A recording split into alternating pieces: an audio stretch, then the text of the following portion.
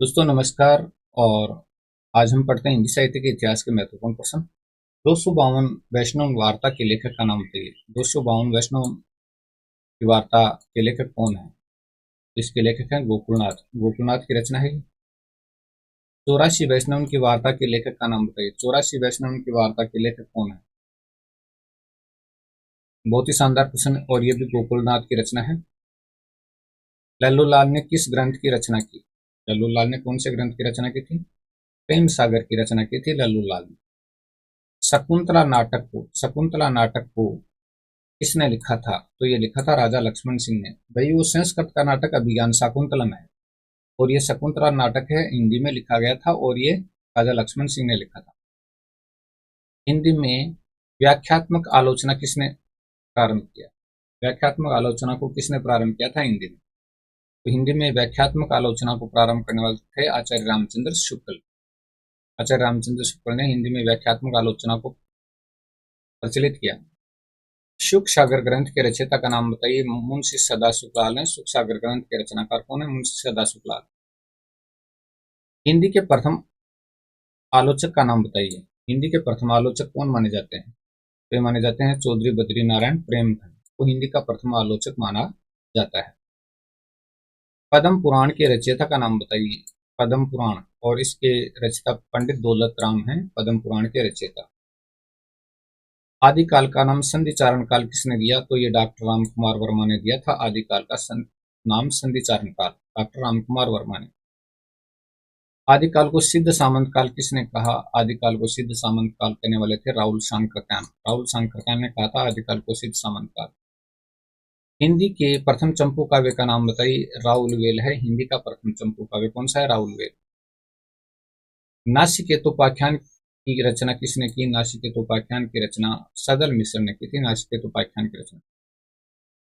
हिंदी साहित्यकारों का ध्यान सर्वप्रथम भाषा की शुद्धता की तरफ किसने आकृष्ट किया? हिंदी के साहित्यकारों का ध्यान सर्वप्रथम भाषा की शुद्धता की तरफ किसने आकृष्ट किया था? तो ये थे महावीर प्रसाद द्विवेदी ने। नेक्स्ट है, बाण भट्ट की आत्मकथा उपन्यास की शैली कौन सी है? बाण भट्ट की आत्मकथा नाम का उपन्यास है, और इसकी शैली कौन सी है? वर्णनात्मक शैली है इसकी। वर्णनात्मक शैली है। चलिए, सामाजिक चेतना की मुखरता के कारण किस सामाजिक चेतना की मुखरता के कारण किस कवि को युग चारण कहा जाता है? सामाजिक चेतना की मुखरता के कारण किस कवि को युग चारण कहा जाता है? तो ये कहा जाता है रामधारी सिंह दिनकर को। रामधारी सिंह दिनकर को कहा जाता है। सुमित्रा नंदन पंत ने किस पत्रिका का संपादन किया था? सुमित्रा नंदन पंत ने कौन सी पत्रिका का संपादन किया था? तो ये क्या था? रूपाब का। आदिकाल का नाम वीर काल किसने दिया? बहुत ही शानदार प्रश्न है। आदिकाल का नाम वीर काल किसने दिया था? ये दिया था विश्वनाथ प्रसाद मिश्र ने। आदिकाल का नाम आरंभिक काल किसने दिया? मिश्र बंधु ने दिया था। आदिकाल का नाम आरंभिक काल मिश्र बंधु ने दिया था। हिंदी आलोचना जगत में वैज्ञानिक आलोचना का सूत्रपात किसने किया? हिंदी आलोचना जगत में वैज्ञानिक आलोचना का सूत्रपात करने वाले कौन थे? तो ये थे आचार्य रामचंद्र शुक्ल। आचार्य रामचंद्र शुक्ल ने किया था। रस मीमांसा, काव्य में रहस्यवाद और काव्य में अभिव्यंजनावाद किसकी रचनाएं हैं? रस मीमांसा, काव्य में रहस्यवाद, काव्य में अभिव्यंजनावाद किसकी रचनाएं हैं? तो तीनों रचनाएं आचार्य रामचंद्र शुक्ल की रचनाएं हैं। आचार्य रामचंद्र शुक्ल ने शशांक नामक रचना का अनुवाद किस भाषा से किया था? आचार्य रामचंद्र शुक्ल ने शशांक नामक रचना का किस भाषा से अनुवाद किया था? तो इसका उत्तर है बांग्ला भाषा से उन्होंने अनुवाद किया था शशांक नामक रचना का।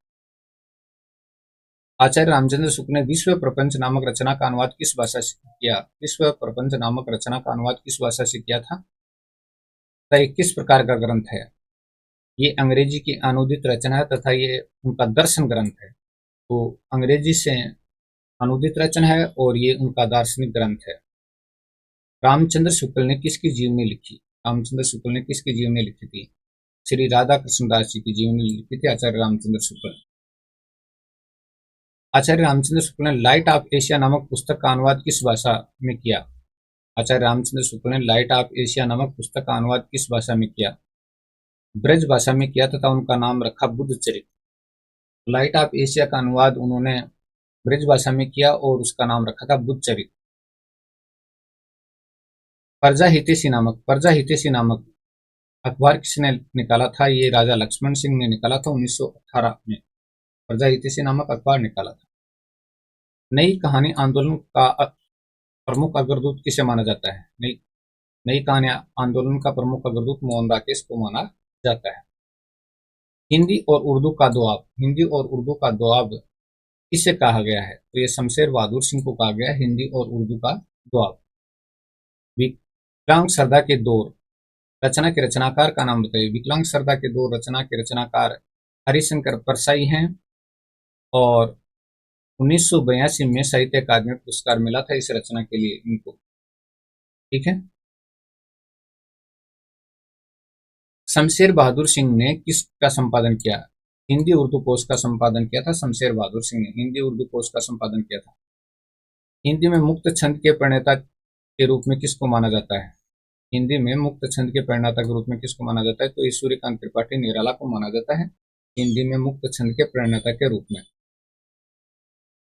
निराला जी की समस्त रचनाएं कितने खंडों में प्रकाशित हुई हैं? निराला जी की सारी रचनाएं हैं वो कितने खंडों में प्रकाशित हुई हैं? तो निराला रचनावली 8 खंडों में प्रकाशित हुए हैं निराला जी की समस्त रचनाएं। त्रिवेणी रचना के रचनाकार का नाम बताइए। त्रिवेणी नाम की रचना है और इसके रचनाकार कौन है? तो इसके रचनाकार हैं आचार्य रामचंद्र शुक्ल। आचार्य रामचंद्र शुक्ल की रचना है। जायसी ग्रंथावली का संपादन किसने किया था? जायसी ग्रंथावली के संपादन करने वाले कौन थे? तो ये थे आचार्य रामचंद्र शुक्ल ने जायसी ग्रंथावली का संपादन किया था। चिंतामणि भाग 1, 2, 3, 4 के रचनाकार का नाम बताइए। चिंतामणि नाम की रचनाएं हैं 1, 2, 3, 4 इसके भाग हैं और ये आचार्य रामचंद्र शुक्ल की रचना है, यानी चिंतामणि नाम की रचना और इसके 4 भाग हैं। आदिकाल को चारण काल किसने कहा था? डॉक्टर जॉर्ज गिरिश ने आदिकाल को चारण काल कहा था। गीतिकाव्य शब्द का सर्वप्रथम प्रयोग किसने किया? गीतिकाव्य शब्द का सर्वप्रथम प्रयोग करने वाले कौन थे? तो ये थे लोचन प्रसाद पांडे ने गीतिकाव्य शब्द का सर्वप्रथम प्रयोग किया था। छायावाद की प्रथम कृति कौन सी है? छायावाद की प्रथम कृति झरना है और ये जयशंकर प्रसाद की रचना है। छायावाद की प्रथम कृति। राहुल वेल के रचनाकार का नाम बताइए। राहुल वेल की रचना है तो ये रोड़ा नाम के कवि की रचना है राहुल वेल। आचार्य रामचंद्र शुक्ल की संपादित रचनाओं के नाम बताइए। आचार्य रामचंद्र शुक्ल ने कौन कौन सी रचनाओं का संपादन किया? गोस्वामी तुलसीदास का संपादन किया, जायसी ग्रंथावली का संपादन किया और भ्रमर गीत सार का उन्होंने संपादन किया। गोस्वामी तुलसीदास, जायसी ग्रंथावली और भ्रमर गीत सार तीनों का संपादन किया। हिंदी शब्द सागर का संपादन किया, काशी नागरी प्रचारणी का संपादन किया था। ठीक है। उक्ति व्यक्ति प्रकरण के रचयिता का नाम बताइए। ये दामोदर शर्मा की रचना है उक्ति व्यक्ति प्रकरण। वर्ण रत्नाकर के रचनाकार का नाम बताइए। काफी मोस्ट क्वेश्चन है और ये ज्योतिरीश्वर ठाकुर की रचना है वर्ण रत्नाकर। मीराबाई किस शाखा की प्रमुख कवयित्री हैं? मीराबाई किस शाखा की प्रमुख कवयित्री हैं?